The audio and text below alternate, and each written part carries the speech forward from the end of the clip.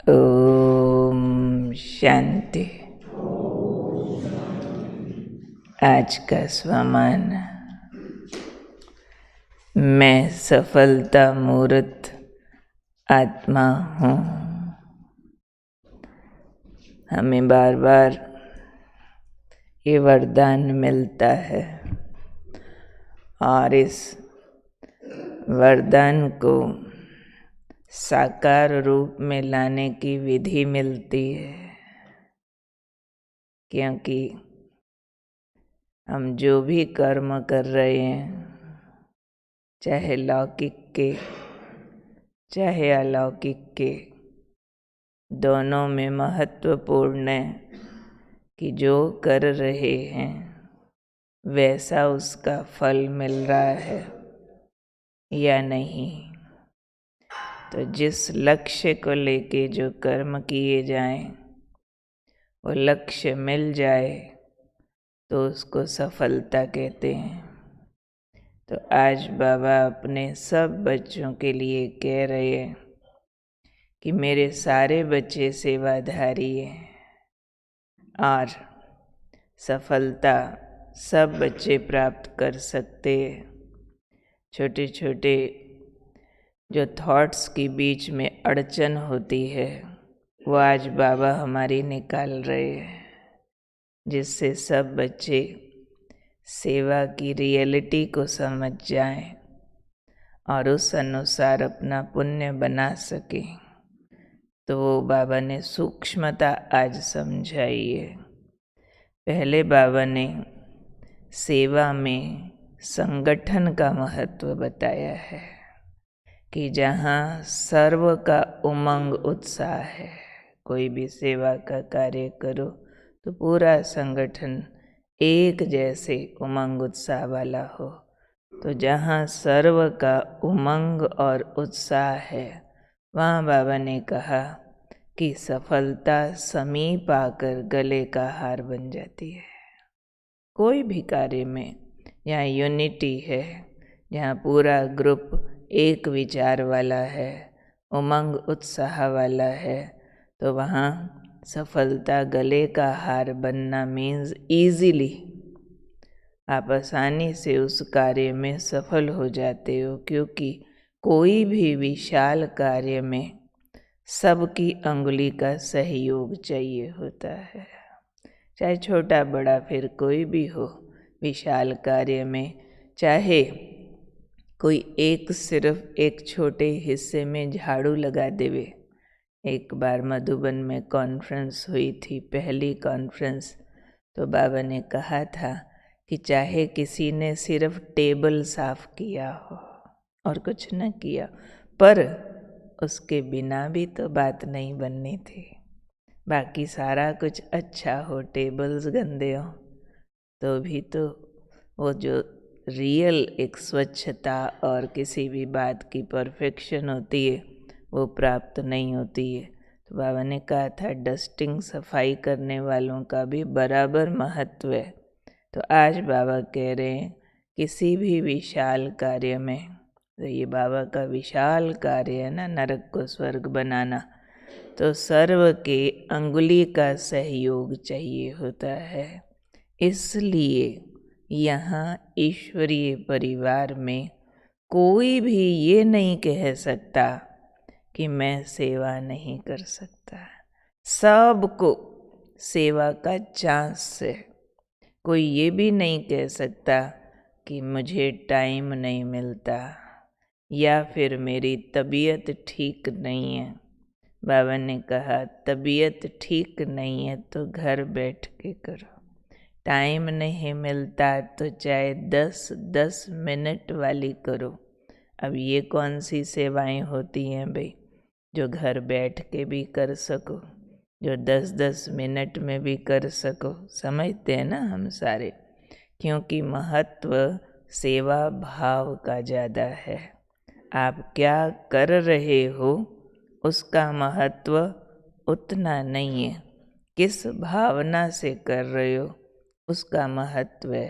तो जैसे ही बाबा ने कहा कि समझो आपकी तबीयत ठीक नहीं है तो घर बैठे भी करो, तो कैसे करो, मनसा वृत्ति से करो। और उसमें भी कौन सी वृत्ति हो? सुखमय वृत्ति। सुखमय वृत्ति क्या होती है? कि मैं बाबा से अथाह सुख अंदर भर रही हूँ।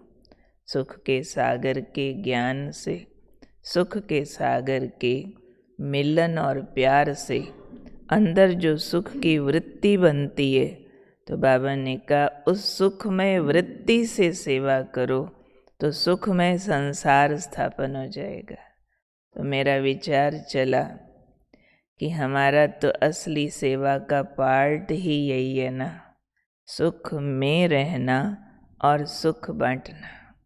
कल साकार मुरली में भी बाबा ने सेवा की विधियां बताते हुए कहा कि किसका तीर लगेगा? जो खुशी में रहकर सेवा करेगा, जिसको आंतरिक खुशी है, बाबा मिला, बाबा का वर्षा मिल रहा है, ऐसे बच्चों का तीर लग जाता है दूसरों को। वो निश्चय, वो नशा उनका काम करता है। चाहे ऐसों की भाषा कितनी भोली हो, ना ज्ञान ठीक से स्पष्ट करना आता हो, लेकिन उनके जो चेहरे की खुशी होती है, जो हाव भाव और विश्वास झलकता है उसमें, उसका बहुत बार दूसरों को तीर लग जाता है। ज़्यादातर उन्हीं का ज़्यादा लगता है। तो इसलिए आज भी बाबा कह रहे हैं कि चाहे घर बैठे हो, तबीयत खराब के कारण, कोई हर्जा नहीं है। आपके पास टाइम नहीं है, कोई हर्जा नहीं है। सुखमय वृत्ति में रहो, मनसा वृत्ति ठीक करो, तो सुखमय संसार की स्थापना कर लोगे। तो जो ईश्वरीय कार्य में सहयोगी बनते हैं, फिर बाबा ने बहुत बड़ा फार्मूला आज सुना दिया कि जो ईश्वरीय कार्य में सहयोगी बनते हैं, उन्हें सर्व का सहयोग प्राप्त हो जाता है। आप सब बाबा के बच्चे जो ईश्वरीय कार्य में सच में सहयोगी हो, ये महसूस करते होंगे कि जब आप बाबा के कार्य में ज़्यादा लग जाते हैं, तो आपके लौकिक कार्य छूटते या अटकते नहीं, कहीं ना कहीं से मदद मिल जाती है। अनुभव देखो, सबको अनुभव है ये वाला कि आप जब बाबा के कार्य में अपने समय शक्तियाँ लगाते हो, तो ऐसा नहीं कि आपका लौकिक जो है वो सब उलट पुलट हो जाता है। होता है क्या किसी का हुआ ईश्वरीय कार्य में लगने से? नहीं, मैनेज करना आ जाता है, मदद मिल जाती है। अगर जिस रूप से बाबा ने कहा है उस रूप से करो। बाबा ने कहा है मनसा वृत्ति सुख की होनी चाहिए, और उस वृत्ति से सुख में संसार स्थापन होना है। तो बेसिक बात आज के वरदान से जो हमें समझ आई है, वो है सफलता के लिए दो मुख्य बातें। एक है सर्व का सहयोग, उमंग, उत्साह, और दूसरा है अपनी वृत्ति सुखमय।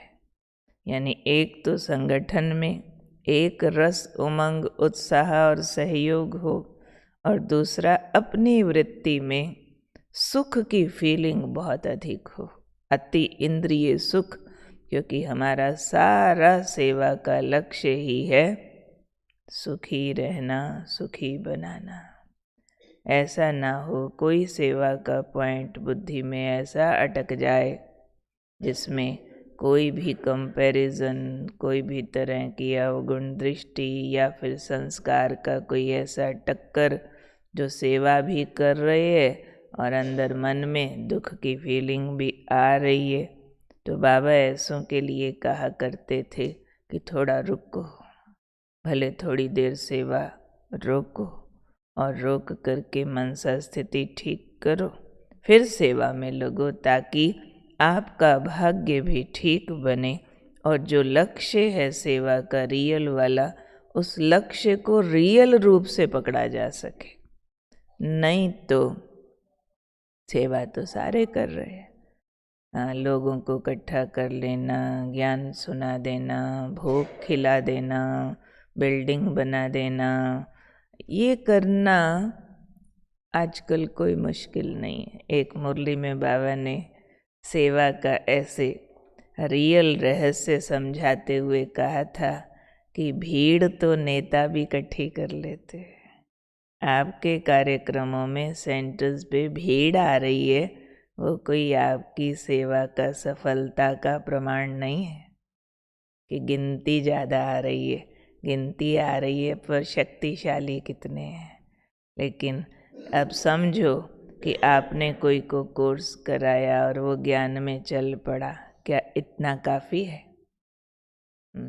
दादी जानकी कहा करते थे, समझो किसी माँ ने बच्चे तो बहुत पैदा किए, 10-20 पैदा कर दिए और सारे ही लूले लंगड़े, तो किस काम के? ऐसे ही सेवा में सफलता तो हुई, पर किस स्टैंडर्ड की हुई? उसमें मुख्य बीज आज बाबा ने जो समझाया वो बहुत महत्वपूर्ण है। वो है सुखमय स्थिति, सुखमय वृत्ति, मनसा वृत्ति। तो बाबा ने कहा था मनसा का तीर मनसा तक लगेगा। अगर आप मनसा सुखमय वृत्ति और स्थिति से सेवा करेंगे तो जिसकी सेवा करेंगे उसकी भी वृत्ति स्थिति सुख वाली हो जाएगी। सुख से सुख पहुँचेगा ना। सिर्फ वाणी से करेंगे शब्दों तक तो उसके दिमाग तक ज्ञान पहुँचेगा, धारणा की शक्ति नहीं आएगी। तो इसलिए हमें 2 बातें ध्यान रखनी है। एक, संगठन में उमंग उत्साह, सर्व का सहयोग मिलजुल के करना, और दूसरा सुखमय स्थिति से करना। तीसरा, अवश्य रोज करना, चाहे 10-10 मिनट भी कोई से ऐसी बात ज़रूर करो जो उसको सुख मिले। कोई भी ऐसा कार्य ज़रूर करो जिसमें आपके सुख के वाइब्रेशन चारों ओर फैलें। तो खुश रहना, खुश रखना, ये महत्वपूर्ण सेवा है। क्लियर होती है बात? और इसी को हम सफलता कहेंगे। तो मैं कौन हूँ? सफलता मूर्त आत्मा। आज